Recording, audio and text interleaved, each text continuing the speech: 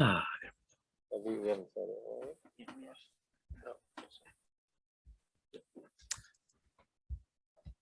welcome, everyone. My name is Felipe Carvalho, and I'll be introducing Mr. Bremmer. Dr. Ian Bremmer is a political scientist who I've had the pleasure of working with for 5 years during my time at Eurasia Group as a Brazil analyst, and it's great to have him join here with us. And first off, thank you to the GZERO SGA for organizing this event. So very briefly on Dr. Bremmer, he is a political scientist and founder of Eurasia Group, the world's largest political risk research firm and consultancy, as well as founder of GZERO Media, a company dedicated to explaining international affairs to a wide variety of viewers. He is also host of the GZERO World, GZERO World with Ian Bremmer and the GZERO World podcast, as well as a frequent commentator on a variety of media outlets. Ian also is an author with 11 published books, especially coming up in May. The Power Crisis: How Three Threats and Our Response Will Change the World. Ian has a master's degree in political science and doctorate from Stanford University, as well as a bachelor's degree in international relations from Tulane. He teaches at Columbia SIPA and is an editor at large at Time. Well, thank you, Ian, for joining us, and it's great to see you again. it's good to see you. And I can't see everybody there, but I mean, I'm hoping as we get into Q&A that I'll get to see a whole bunch of you.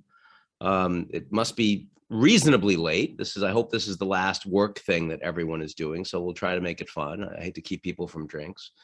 You know, I'm supposed to be talking about the Technopolar World. I'm going to frame it in a couple of ways. I'm going to frame it with the geopolitics that we have today, and then I'm going to frame it at the end with what's happening in Russia, Ukraine, because everyone clearly wants to hear about that, probably particularly for me.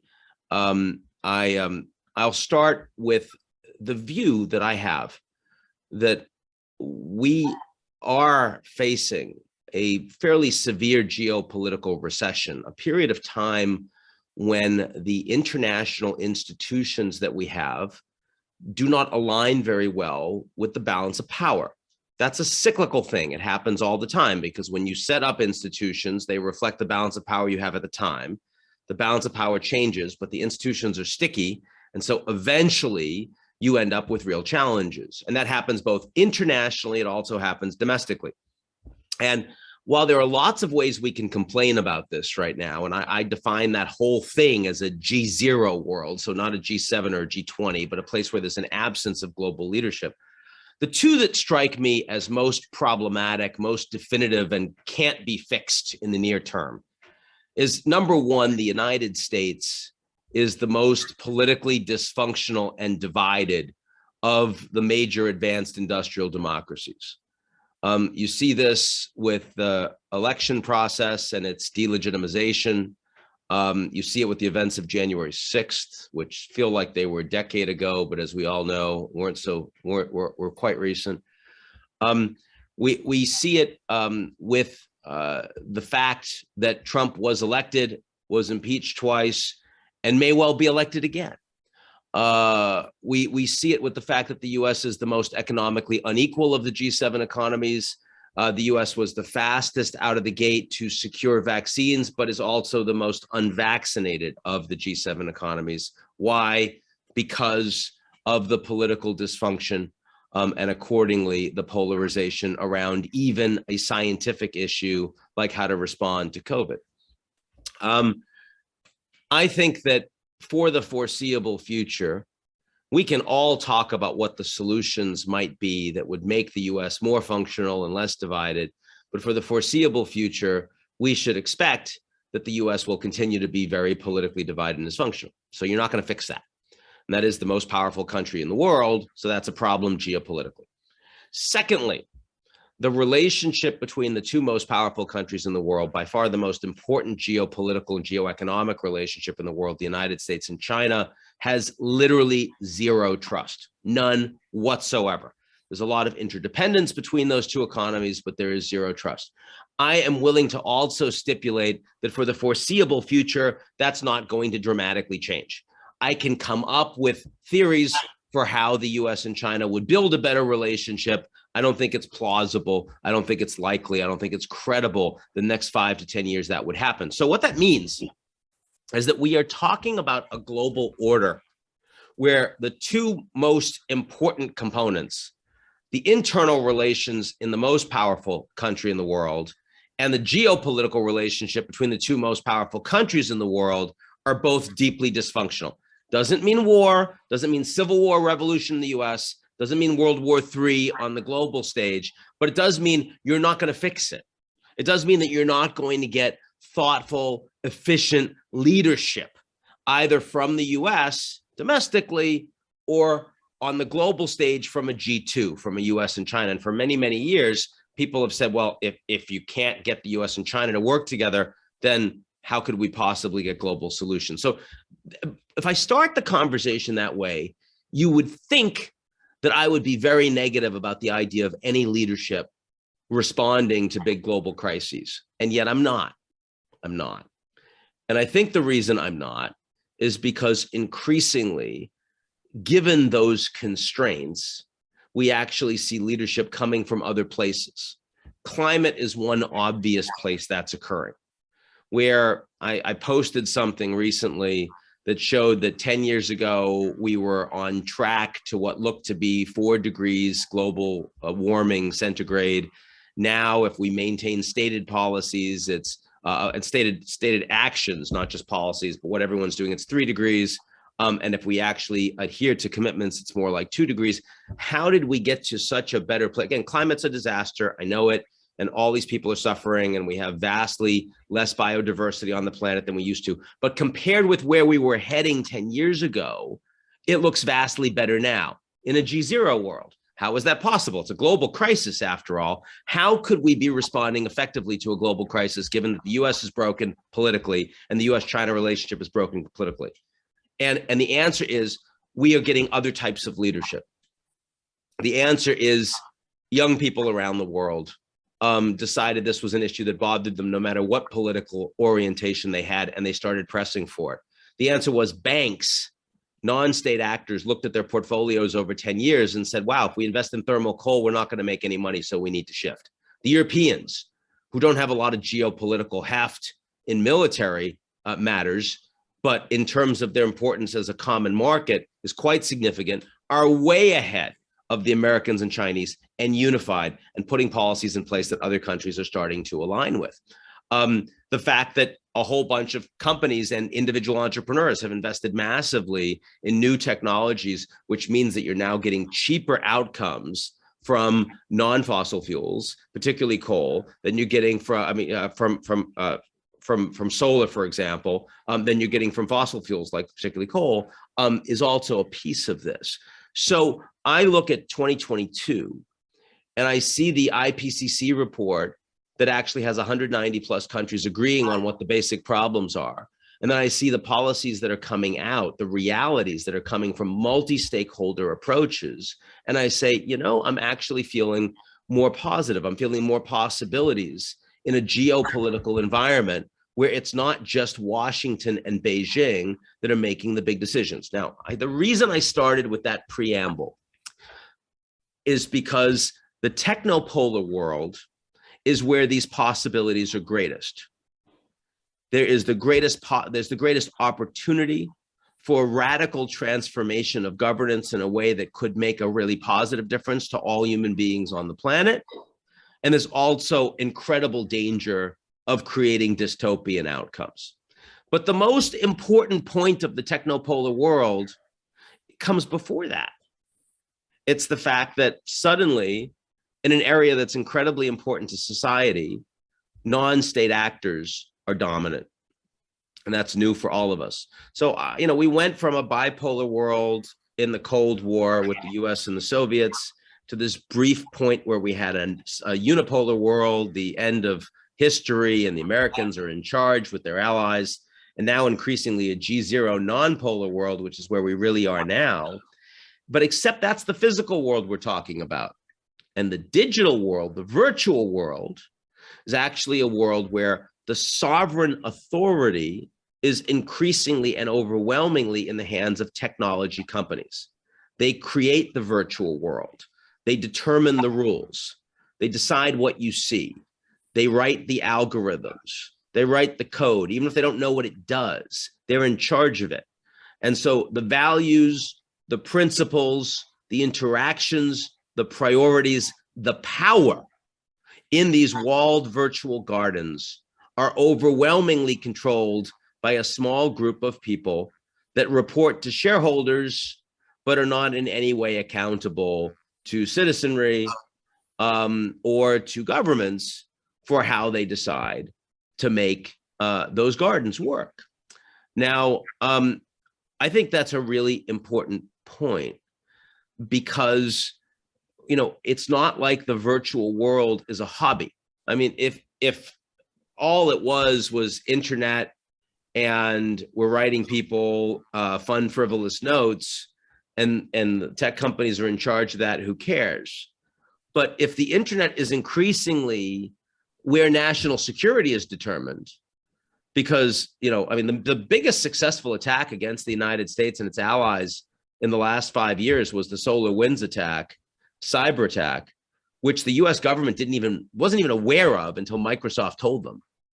And how to respond to it, they didn't know. The tech companies had to do it. I mean, this is critical infrastructure that determines whether or not an economy will function, whether or not a populace can succeed, which, I mean, 20 years ago, we would have said about nuclear weapons and aircraft carriers and tanks, and that's still true, but increasingly it's shifting towards the virtual world. And it's not just that, it's the global economy. And, you know, how much of the global economy is not about the sale of commodities, but instead is about data and monetizing data and surveilling data and aggregating data and learning from data. And again, that is an area where physical governments have really very little influence over the way that it is occurring. And then finally, civil society and interaction between human beings, which of course is the core of whether you're a democracy or an authoritarian regime. Well, your interactions, especially as kids today are spending most of their time not talking physically to human beings, but intermediated by smart devices with algorithms. Well, I mean, when I was a kid, to the extent that I was emotionally or intellectually dysfunctional, it was because it was nature or nurture. Well, increasingly, it's nature, nurture, and algorithm.